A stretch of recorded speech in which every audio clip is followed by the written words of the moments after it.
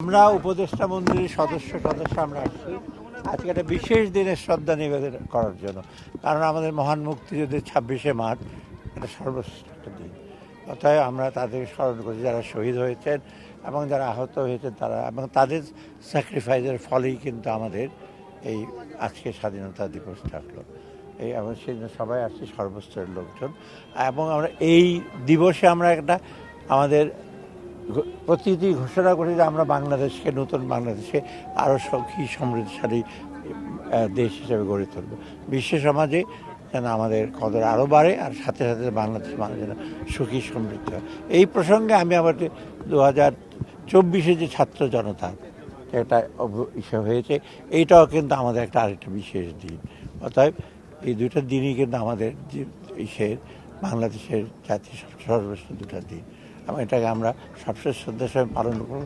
এবং এই দুটো দিনের উদ্দেশ্য যেটা, সাধারণ মানুষের জীবন জীবিকা একবার সুস্থভাবে তাদের কর্মসূচি এগুলো করার জন্য আমরা যতটুকু সম্ভব চেষ্টা করব, এবং সেই জন্য আপনাদের সবার সহযোগিতা কামনা করি। ধন্যবাদ।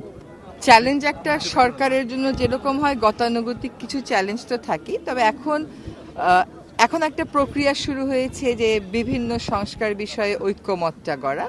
সেটা অবশ্যই একটা প্রসেসের ভিতর যেতে হবে। ওটাকে চ্যালেঞ্জ বলেন আর না বলেন, একটা প্রসেস তো বটেই। হ্যাঁ, ওইটাতে সবাইকে নিয়ে একসাথে এগিয়ে যাওয়াটা হচ্ছে একটা বড় জায়গা আমাদের জন্য, আমি মনে করি। আরেকটা হচ্ছে যে নির্বাচনটা সুষ্ঠুভাবে করে দেওয়া, জনগণের প্রত্যাশা পূরণ করা। আরেকটা বড় বিষয় হচ্ছে, সবসময় আমরা বলি যে এই যে জুলাই অগস্টে যে হত্যাকাণ্ডটা হলো, যে বর্বরতাটা হলো, এইটার একটা সুষ্ঠু বিচার।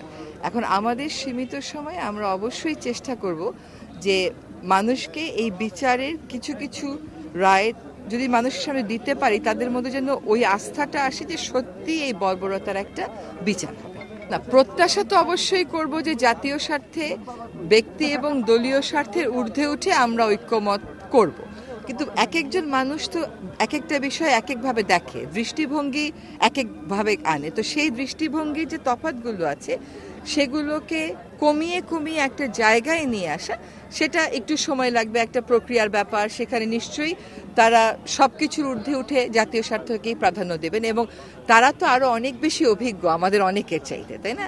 ফলে আমি মনে করি যে জনগণকে আস্থায় যদি আনতে হয়, তাহলে যে সংস্কারগুলোর দাবি জনগণের থেকে উঠে, সেগুলোর ক্ষেত্রে ঐক্যমতে না পৌঁছানোর কোনো সুযোগ নেই।